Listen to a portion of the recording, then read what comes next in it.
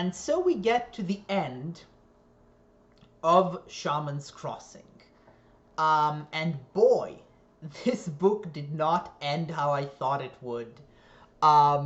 First of all, I did not expect this book to end with Nivare still not really even halfway through his first year at the academy. I really expected it to at least end with him graduating.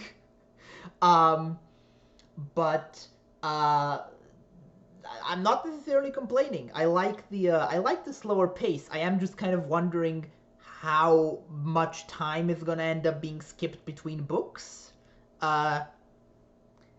or within books, because now I'm sort of wondering what's the time scale of this series as a whole. Like, will this entire trilogy take place within like a couple of years? Or will it be a more protracted thing sort of following the entirety of Nivare's lifetime? I don't know. So that is something that sort of struck me when this was over. The thing that struck me was, wait, it's a third of the way done? I'm a third of the way through the series and he's still in school? I don't know. I like I said, I just wasn't expecting that. But that does mean that I have no idea what to expect going forward, especially not after how this ended. So where do I start with this? I guess I'm gonna start with the main plot, like the whole tree woman and the whole tree woman storyline and Nivare's other self and all that. So I figured out that Nivare had a second self inside his mind pretty much as soon as I started this section. Like if I'd done the cutoff point like a chapter, like literally a chapter later, I would have talked about this at the end of last video, and then I would have seemed really smart because I would have predicted the twist. But yeah, the idea that that essentially when she ripped out his scalp, she essentially ripped out a part of his personality and then formed that into a whole second person who only exists in like I guess the dream world, spirit world. We still don't really know the mechanics of the magic system here, so it's still a bit unclear exactly what the space that Nivare goes to in his dreams is. What I'm wondering is, does it correlate to an actual physical space? Is there an actual physical location, probably somewhere off in the eastern forests, where these scenes actually occur? Or is it a different plane of existence entirely, sort of like an astral realm or something? Currently, I'm leaning more towards the latter, given the whole, spirits of the dead going there thing. But I'm getting ahead of myself here.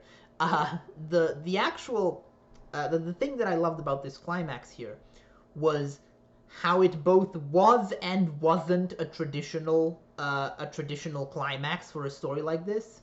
Obviously, when you go into a sort of epic fantasy story, you expect the story to end in some sort of dramatic physical conflict. You expect it to end in a fight or something like that, where the characters sort of resort to violence, to where direct physical violence is both the threat to the main characters and the means by which the main characters defeat the threat. And on one level, that is what happens here, because of course Nivare does ultimately defeat the tree woman by stabbing her with a sword. But on another level, it's also not what happens here, because the actual climax of this book is the outbreak of a plague. There's no enemy soldiers attacking, there's no burning and pillaging, there's no one attacking with swords and spears or guns. It's just a disease. And Obviously, stories about disease sort of read a bit differently in a post-2019 world than they might have when this was released. Um, so so now I find myself sort of looking at this and going, would people really react like this? But but that's beside the point, and it's a completely different culture. So I think it's perfectly understandable that people react the way they do, which is that they pretty immediately accept that the outbreak is going on and they do what is necessary to try and contain it, even though that ultimately really fails.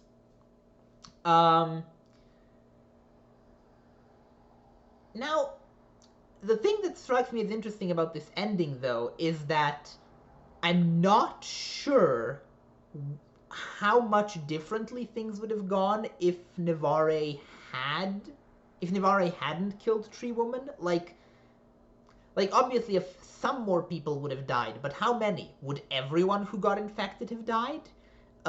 Would the city have been wiped out? I don't know. It's a bit unclear the extent of the damage that Tree Woman was actually planning to inflict versus the still rather significant damage that she successfully did inflict on the Guernian military and leadership.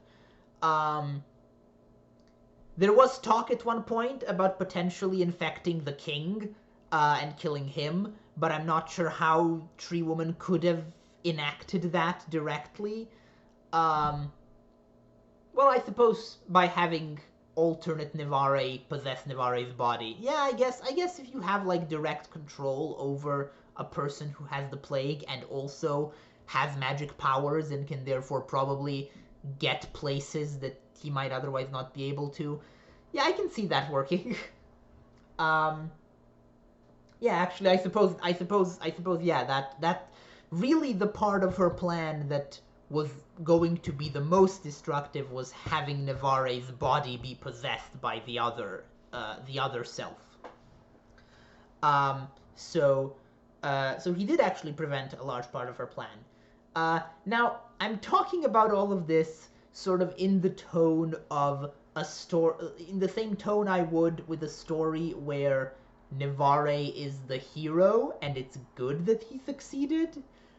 But that's not really the case here, is it? At least not straightforwardly so. We can argue about the degree of violence and innocent death that is justified in resisting colonialism and genocide.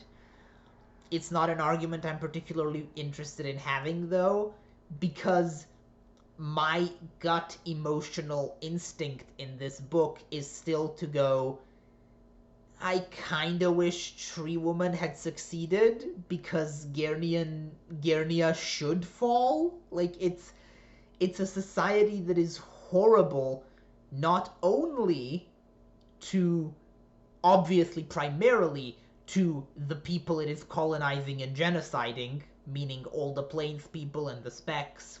I'm still not sure if the Specks are, like, if Plains people is, like, a larger category and then Specks falls into that category. Because they don't live on the plains. They live in the forest. So are they Plains people? I'm not sure. Anyway, yeah, I don't, even ignoring, which we shouldn't, but even ignoring the horrific violence enacted by Guernia against the Plains people and the Specks, it is also a society that is horrifically abusive towards its own members. Even its most privileged members, which is another thing I want to talk about in a moment, and I will. But yeah, basically, Guernia needs to fall, I think. Now, would I prefer that happen in a way that doesn't involve probably tens of thousands of innocent deaths, as Tree Woman's plan would have? Sure. Do I think that's reasonable or realistic to expect? No. Sometimes when you're being invaded and conquered by a fascist conquering empire, you gotta just kill people to fix that. that's just how it works. So while, like, obviously a part of me is emotionally invested in Navarre, he's our protagonist, and I do want the best for him, but when I look sort of at the big picture, when I pull back from Navarre's perspective and look at this story sort of from the air, this was not a happy ending.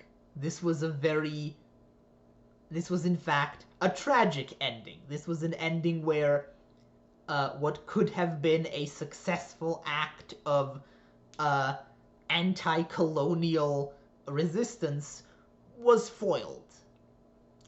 And I do wonder if that is how it's going to be framed in future books. I do suspect that it is, because I think that the other Navarre, the Navarre who was Tree Woman's apprentice / lover, is probably still around.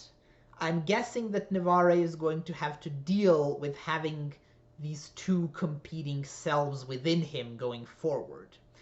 And I'm guessing that we are going, now that the reveal of the other self's existence is no longer a twist that has to be hidden from the reader, I'm guessing that we are going to get a lot more attention in future books paid to this other self and to sort of humanizing him. At least that's what I'm hoping for. That's how, I guess that's how I would do it if I was writing this story, which is a weird thing to say. Because, you know, it's still too early for me to really get a sense of Robin Hobb as a writer.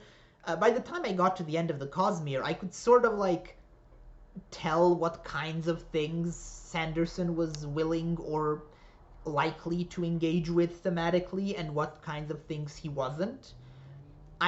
I still don't know that for Robin Hobb. I still don't know if she is going to go fully anti-colonial with this story and just fully condemn Guernia the way that I do.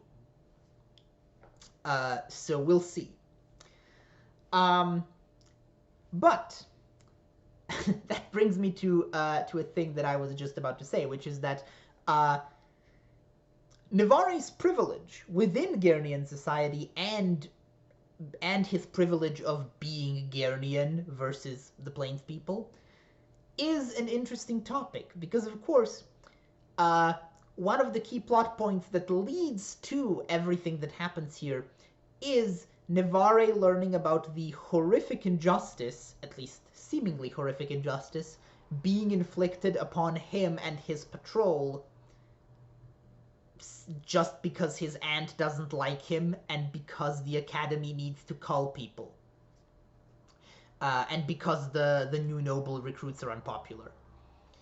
And because of the complex political balance going on between the new and old nobles, yada yada yada. There's a lot of reasons why Navarre's patrol has to be culled, quote unquote has to be, but the point is, none of it is their fault.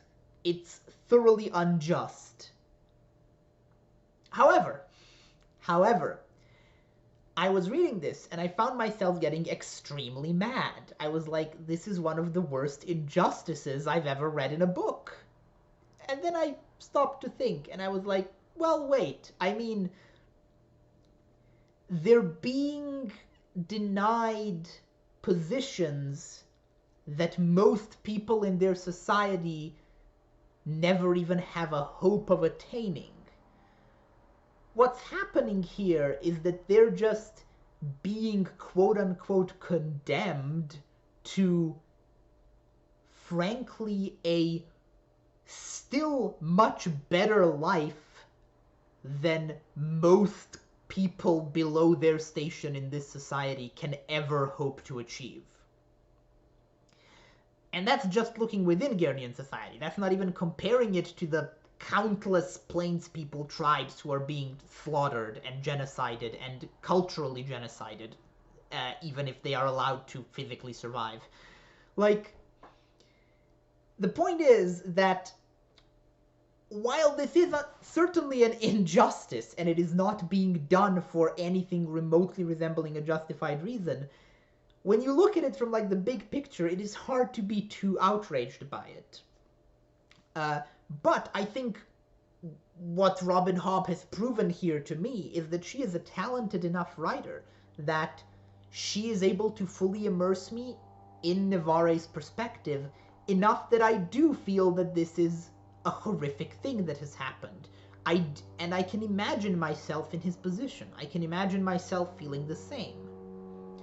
And of course, I mean, there is the fact that... Is that a plane outside? What the hell? Weird. I can imagine... I'm in graduate school right now, and I'm only able to be in graduate school because of a series of compounding privileges in my life. And I can imagine a scenario where I am unjustly, summarily dismissed from graduate school, and that would feel like a horrific injustice, even though it would still leave me in a position of more privilege than the majority of humans on Earth have access to. And that's a complicated emotional landscape to explore. And it's not one I've ever really thought about when reading a book like this until now.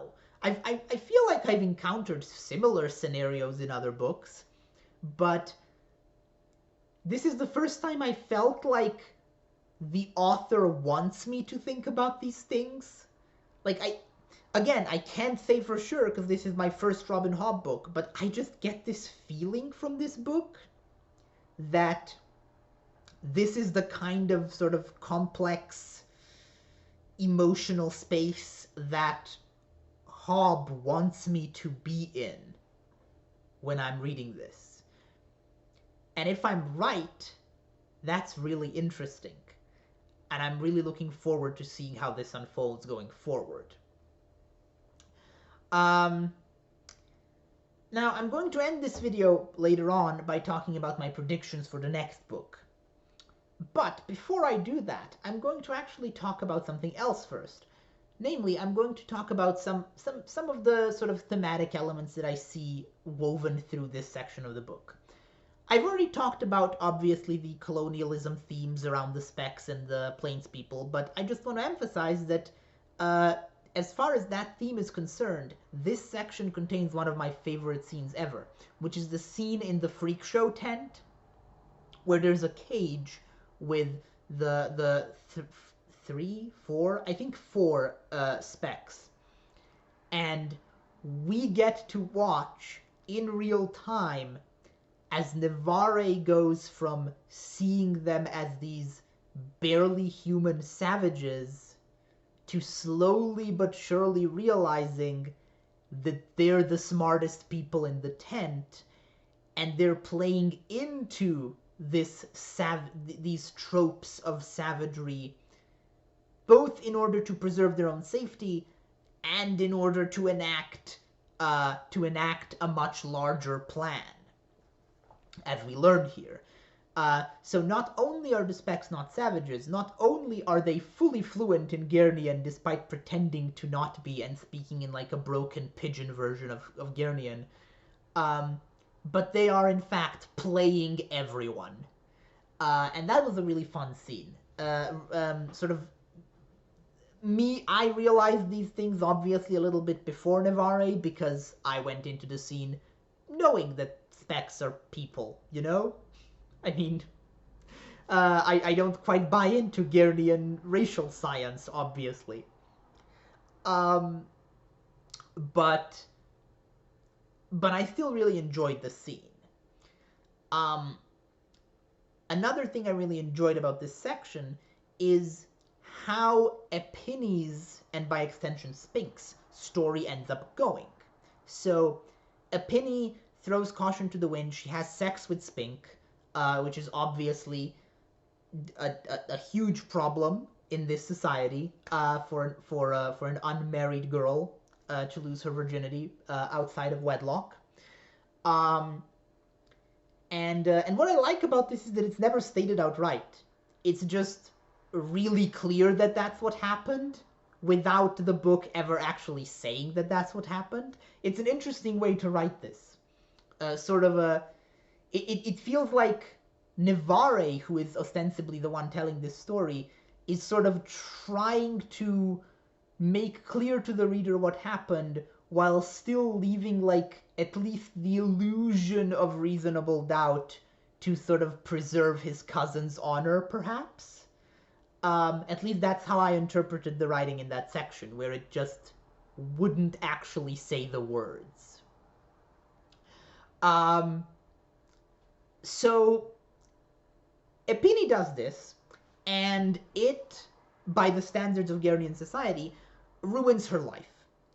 She ends up condemned to living a life of relative poverty. Again, relative poverty. Keep in mind, these are still members of the nobility, and they probably will always have better lives than 95% of their society, and better lives than 100% of the colonized people they are oppressing.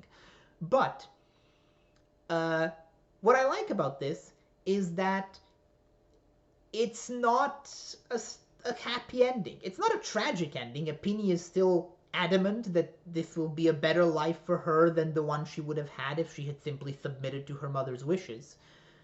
But it isn't like a triumphant happy ending where everything is perfect and she gets she gets like rewarded for her bravery and her daring. Which is, I think, realistic. I think a lot of stories which tell about sort of people of marginalized groups, and in this case, women very much are a marginalized group.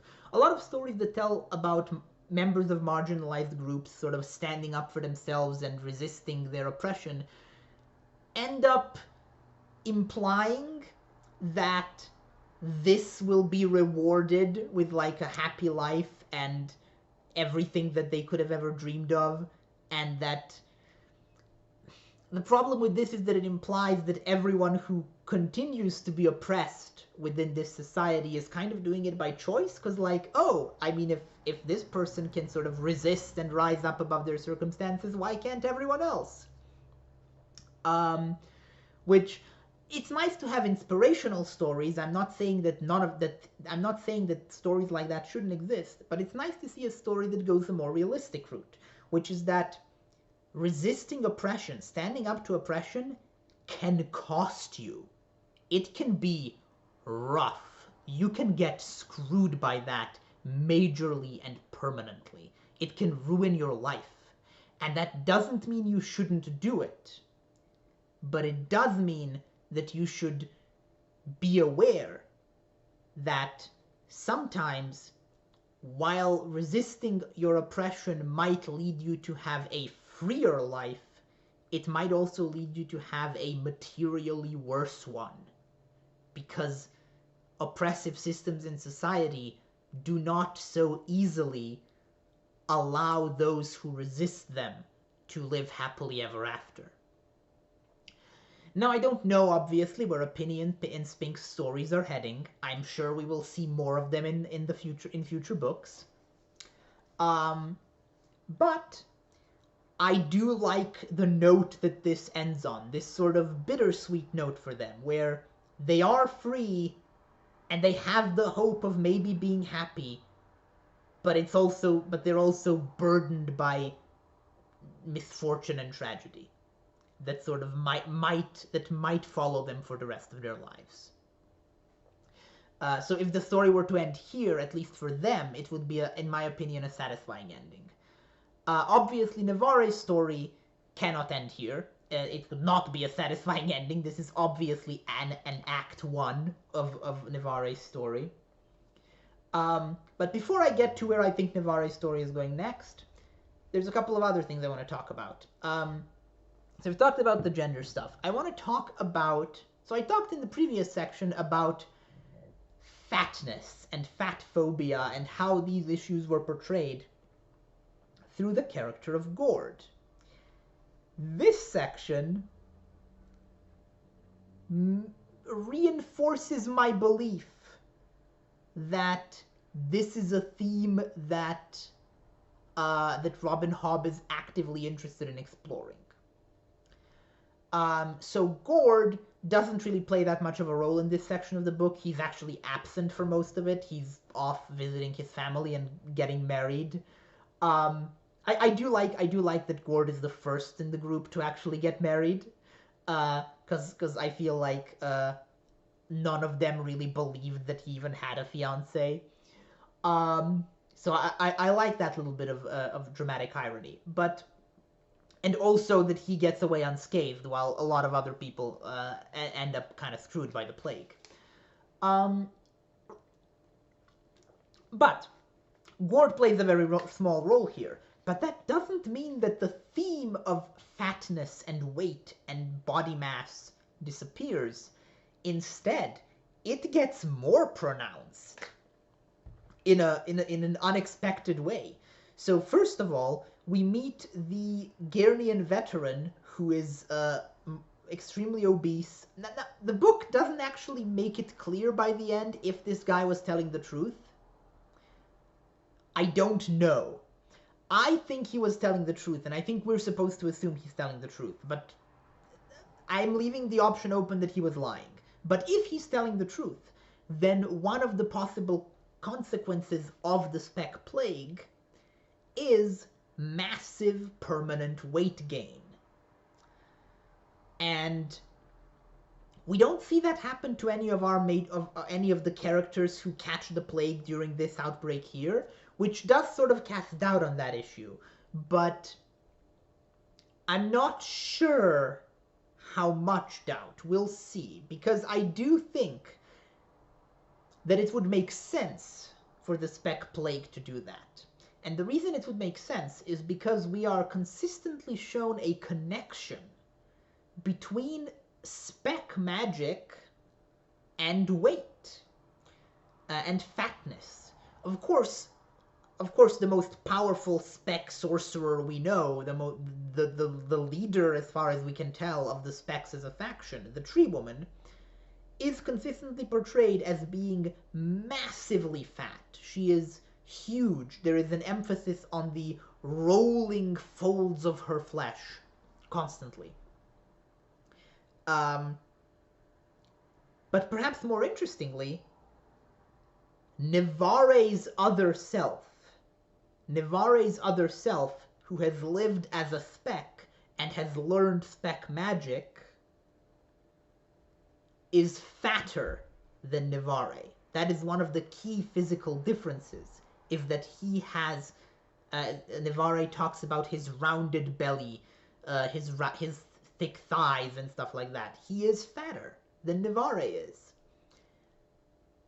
And that fascinates me, because there appears to be some sort of connection thematically between the magic system, specifically the spec magic system, and body weight. And if I'm right about this, that could lead to some really interesting explorations further on in this series that I'm really looking forward to seeing explored, because it's not a topic you see fantasy explore very often, or ever, really. So yeah, I don't know if I'm picking up on something that isn't there, but I'm definitely picking up on something. Whether it's there or not, we'll see. I also want to point out that there is a clear tie between body weight and sexuality and sensuality with the specs. Nevare, when he sees the Tree Woman through the eyes of his other self, he sees her as arousing. He sees the body that he normally, because of his own cultural hang-ups, finds disgusting, he instead finds beautiful. I wonder if we'll learn something about spec beauty standards when it comes to weight. It could be that Tree Woman is actually considered a stunning beauty within the spec culture, which wouldn't be that unusual. Throughout human history, really, larger, fatter bodies, heavier bodies, have been considered beautiful more often than not, actually. Especially on women. the obsession with thinness and the sort of a vitriolic hatred of fatness on an aesthetic level is something that is fairly new and fairly localized to sort of our Western culture. So I am quite curious to see if if we will learn more about the sort of cultural weight, pun intended, the cultural weight of fatness. My voice broke. Weird. The cultural weight of fatness within spec culture. Um, but yeah, those are sort of my main. Those are sort of the main things I wanted to talk about here in this section. Now, first of all, my overall review of the book is that I enjoyed it a great deal. It wasn't as exciting all the way through or action-packed as the Cosmere, which I've been reading recently, but that's okay, and it's good. I like a little bit of variety in my fantasy, so I like this more slow-paced, more sort of the fantasy that dwells on things a bit more. Um, so I really like the book. I'm not going to pass final judgment until I read the other two, though, because this is very clearly a story that was always written with the intention to be part one of a trilogy. You can tell from the way it ends. So I don't think I have the full picture yet, and can't really judge this book on its own. I think I'm going to probably end up treating this trilogy kind of like just one book split into three, like sort of like Lord of the Rings. Like you don't have, at least I don't have, separate opinions on Fellowship, Two Towers, and Return of the King. I just have an overall opinion on Lord of the Rings. And I feel like I'm probably going to end up feeling the same way about this. That said, what are my predictions for the future? Well, the truth is, I don't really know. It's possible that the next book will continue at the same pace it's been going now and probably cover the rest of Nevare's schooling, and then maybe book 3 will be the one that takes place after he's out of the academy. It's possible that we'll get a time skip and we'll actually start the second book when Nevare graduates. That would be interesting, starting the book with him going out into the field and then sort of backfilling what happened in the intervening 3 or 4 years. Right now, my gut instinct is that that's what's going to happen, but I do have a third theory, which I think could be really interesting. And this theory is based on the fact that the second book is titled Forest Mage. And that makes me think, what if the second book doesn't take place after the first book at all? What if the second book is a retelling of the events, or at least the time scale of the first book, from the perspective of the other Nevare? Because if there's one thing I feel like is missing from this book, it's more insight into the time that the other half of Nevare spent training under Tree Woman. I don't know whether there's an entire book's worth of material in that, but then I wouldn't have expected there to be an entire book's worth of material in the first, like, 6 weeks of a school semester, so who knows? I do still think that it's likelier to be a direct sequel, and then maybe we'll sort of get flashbacks, since I'm assuming Nevare is now going to have access to the memories of both halves of himself. So I'm guessing we're going to have some flashbacks to the training under Tree Woman, but I still think my idea could also be cool.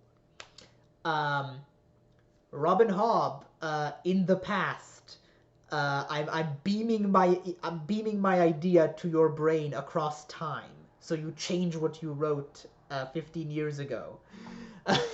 No, definitely not. But yeah, that's all I have to say really about Shaman's Crossing. I'm excited to get further into this series. I'm not going to immediately read the next book, though. I'm going to read something else first, which you might already know about, depending on how I end up uploading these and in what order. We'll see. So yeah, see you next week for something. I'm still not sure what it's going to end up being. Bye.